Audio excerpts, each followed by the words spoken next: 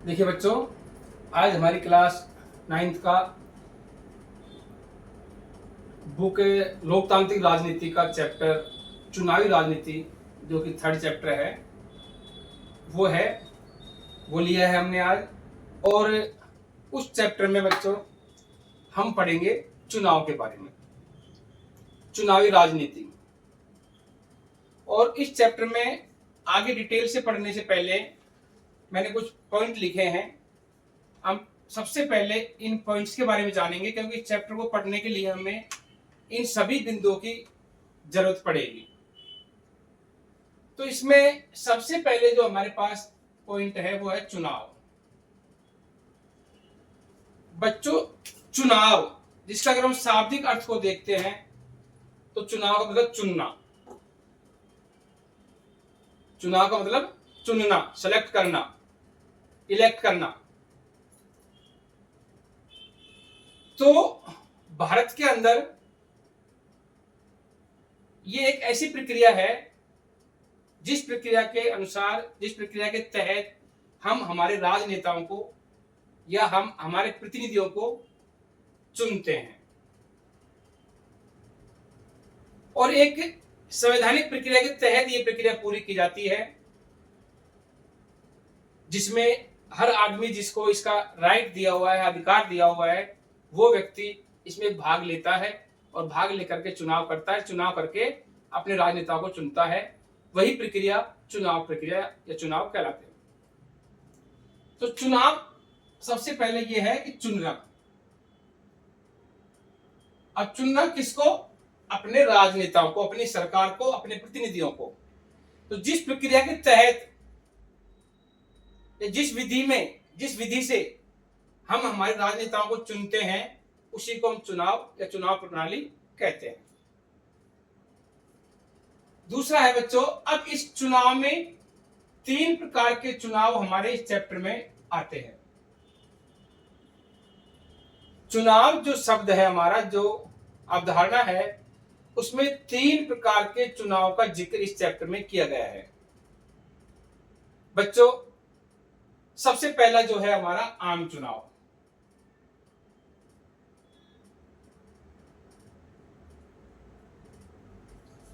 आम चुनाव का मतलब सामान्य चुनाव।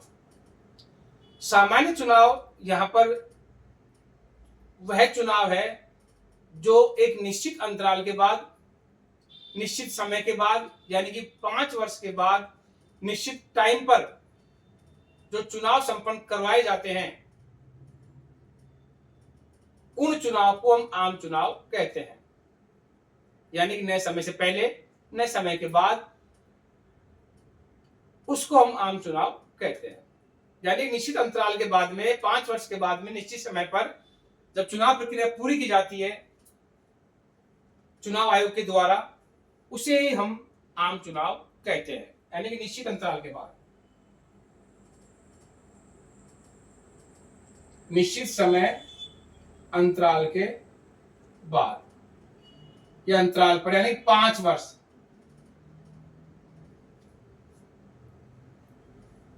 आम चुनाव ये हुआ हमारा, यानी हर 5 वर्ष के बाद चुनाव आयोग के द्वारा जो चुनाव करवाए जाते हैं, या ये कहें कि जो निश्चित समय के अंतराल के बाद हर 5 साल में जो चुनाव आयोग के द्वारा चुनाव करवाए जाते हैं उसको हम आम चुनाव कहते हैं।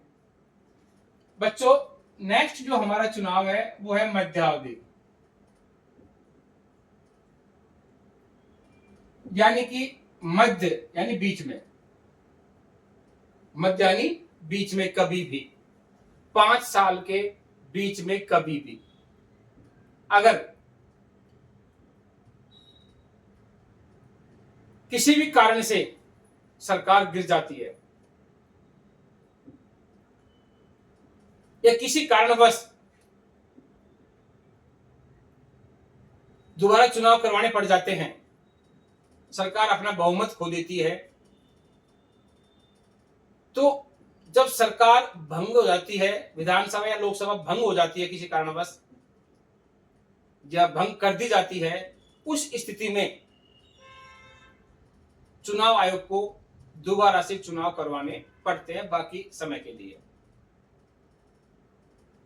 तो बच्चों, ये जो चुनाव हुआ, बीच में सरकार का गिरना या सरकार का बहुमत खो देना, यानी कि लोकसभा या विधानसभा का भंग हो जाना बीच में ही, उस दौरान जब सरकार सत्ता में नहीं होती है, किसी भी सरकार, किसी पार्टी भी, किसी भी सरकार का अस्तित्व नहीं रहता है, तो इस दौरान चुनाव आयोग पूरी प्रक्रिया करके दोबारा से चुनाव करवाता है बाकी समय के लिए।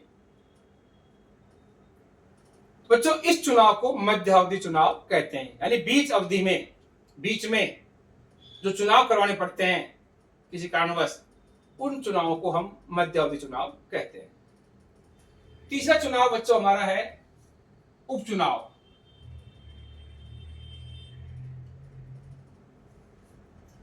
उपचुनाव एक अलग ही तरीके का चुनाव है, जिसमें अगर किसी सीट पर या किसी निर्वाचन क्षेत्र में कोई राजनेता अपना त्याग पत्र दे देता है, यानी कि अपने पद को छोड़ देता है, या फिर किसी निर्वाचन क्षेत्र में या सीट पर किसी राजनेता की प्रतिनिधि की मृत्यु हो जाती है, तो इस स्थिति में या इन दोनों स्थितियों में वह सीट खाली हो जाती है। तो उस खाली सीट पर जो चुनाव करवाए जाते हैं उसको हम उपचुनाव कहते हैं। दोबारा सुनिए, मृत्यु होने पर, यानी कि एक है मृत्यु होने पर या त्याग पत्र देने पर, यानी कि और कोई अन्य कारण भी हो सकता है, लेकिन कुल मिलाकर के बात यह है कि वो सीट खाली हो जाती है। तो उस खाली सीट को हम हमेशा खाली नहीं रख सकते। उस सीट को भरने के लिए, उस निर्वाचन क्षेत्र में नया राजनेता तैयार करने के लिए, नया राजनेता चुनने के लिए या नया प्रतिनिधि चुनने के लिए वहां पर चुनाव करवाए जाते हैं, और उस चुनाव को उपचुनाव कहा जाता है। तो बच्चों, आज हमने 3 चुनाव पढ़े, आम चुनाव, मध्यावधि चुनाव और उपचुनाव। आम चुनाव 5 साल के बाद, निश्चित अंतराल के बाद में होते हैं। मध्यावधि चुनाव लोकसभा या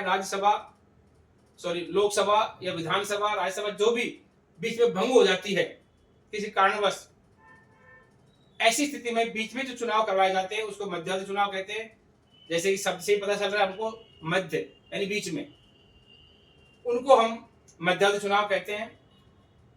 और कोई एक निश्चित, एक या एक से अधिक निश्चित सीट या निर्वाचन क्षेत्र में जब सीट खाली हो जाती है त्याग पत्र की वजह से, या किसी प्रतिनिधि की मृत्यु होने की वजह से, या किसी और कारण से, तो उस स्थिति में वहां पर जो चुनाव करवाए जाते हैं उसको उपचुनाव कहा जाता है। तो ये हमारा कॉन्सेप्ट क्लियर हुआ, तीनों प्रकार के चुनाव। अब आता है बच्चों निर्वाचन क्षेत्र। बच्चों, पूरे देश में हम एक साथ चुनाव करवाते हैं, तो इतने विशाल देश में चुनाव को स्मूथली संपन्न करवाने के लिए, बिना किसी दिक्कत के संपन्न करवाने के लिए, हमने पूरे देश को विभिन्न क्षेत्रों में बांटा हुआ है, सिर्फ चुनाव के उद्देश्य से। और उन क्षेत्रों को, उस क्षेत्र से एक चुनावी सीट होती है, और उस सीट से विभिन्न राजनेता बनने के लिए उम्मीदवार खड़े होते हैं, और उसी क्षेत्र को हम निर्वाचन क्षेत्र या सीट कहते हैं।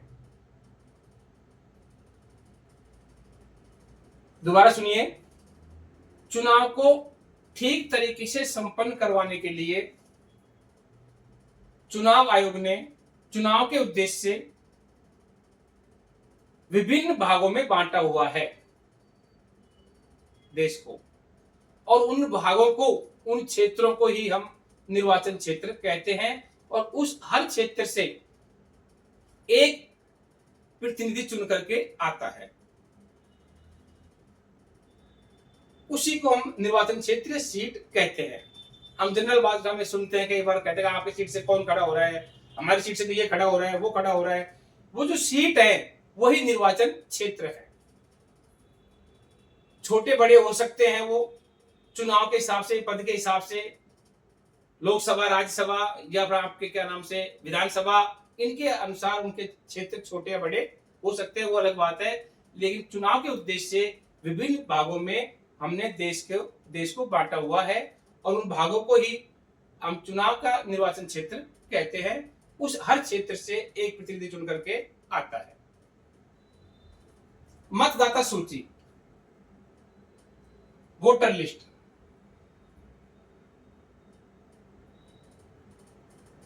वोटर, वोट देने वाला, मतदाता, मत देने वाला। मतदाता सूची। बच्चों, मतदाता सूची, मत देने वालों की सूची, लिस्ट, यानी कि मत देने के लिए योग्य उम्मीदवारों को देश में सूचीबद्ध किया जाता है। और ये सूची जो होती है वो हर निर्वाचन क्षेत्र की अलग अलग होती है। मत देने वाले योग्य उम्मीदवारों की, योग्य वयस्क उम्मीदवारों की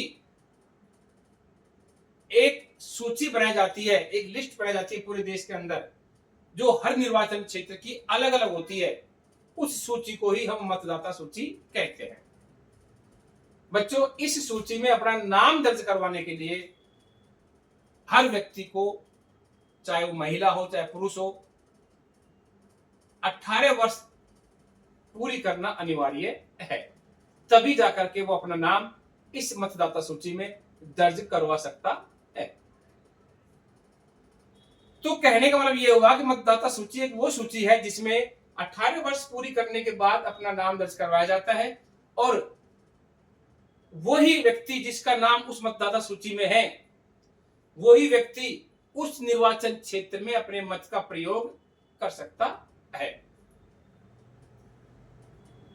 सार्वभौमिक वयस्क मताधिकार। बच्चों, इस पर क्वेश्चन बनता है, ये बहुत ही महत्वपूर्ण टॉपिक है। सार्वभौमिक वयस्क मताधिकार।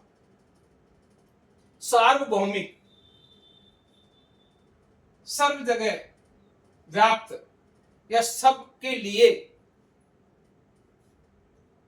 वयस्क यानी कि वयस्क हमारे यहां माना गया है 18 साल के व्यक्ति को, जो 18 साल पूरी कर लेता है उसको वयस्क माना जाता है। और मताधिकार, मत देने का अधिकार, वोट डालने का अधिकार। हमारे पूरे देश में, पूरे भारत देश में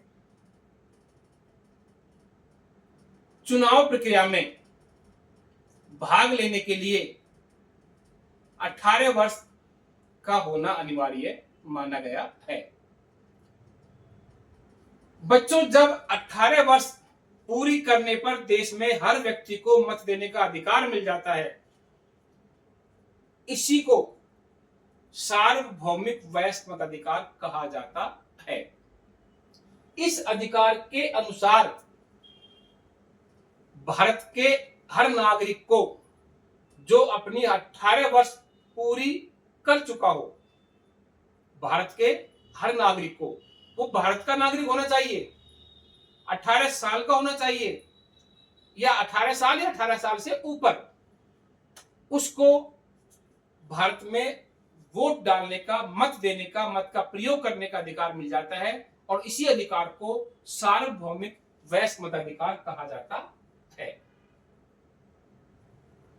महत्वपूर्ण क्वेश्चन है बच्चों, इसको फिर से समझ लीजिए कि पूरे भारत देश में 18 वर्ष या 18 वर्ष से अधिक के हर वयस्क को, सभी वयस्कों को, सभी नागरिकों को मत देने का अधिकार मिल जाता है और इसी अधिकार को सार्वभौमिक वयस्क मताधिकार कहा जाता है। नेक्स्ट है हमारा चुनाव आयोग। बच्चों 25 जनवरी 1950, ध्यान रखना 25 जनवरी 1950 को भारतीय चुनाव आयोग की स्थापना की गई। भारत में चुनाव संपन्न, निष्पक्ष और स्वतंत्र तरीके से चुनाव को संपन्न करवाने के लिए एक स्वायत्त संस्था भारतीय संविधान के अनुच्छेद 324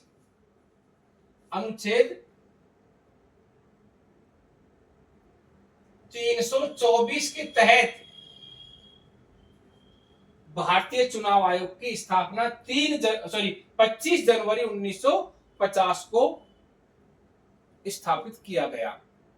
उद्देश्य क्या था कि भारत में निष्पक्ष और स्वतंत्र रूप से चुनाव प्रक्रिया को पूरा या संपन्न करवाया जाए।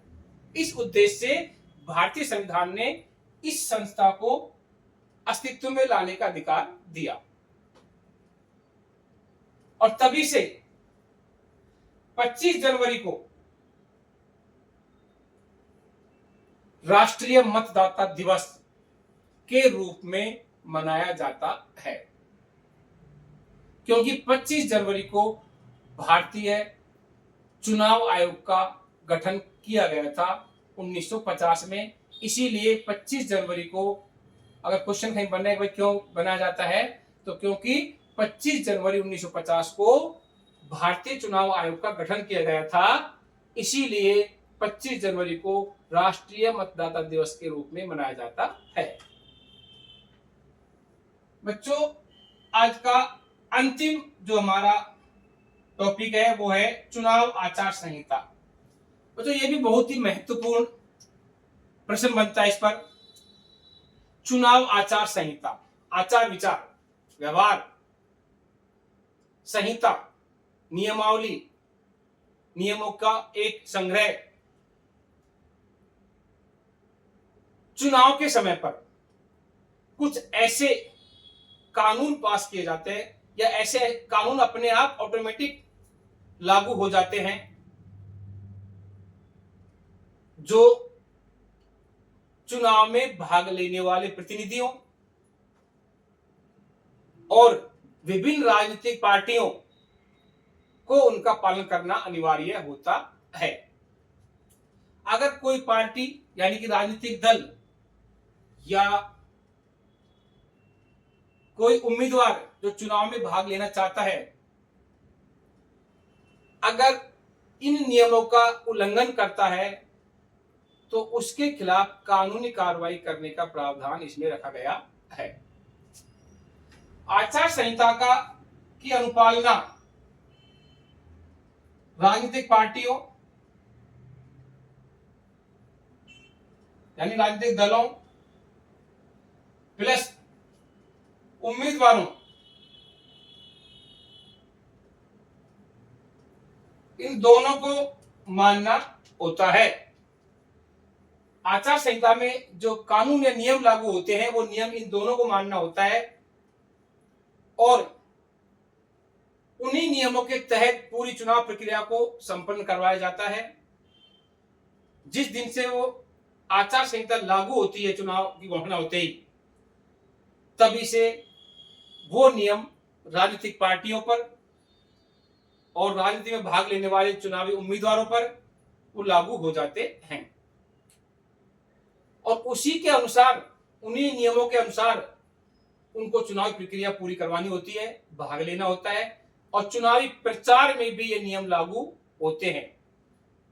चुनाव प्रचार को भी, चुनाव में खर्च, वो सब आचार संहिता के अनुसार, आचार संहिता के मुताबिक ही उनको खर्च करना होता है, उसके मुताबिक ही उनको अनुसार ही उनको चुनाव प्रचार करना होता है। ये अनिवार्य है।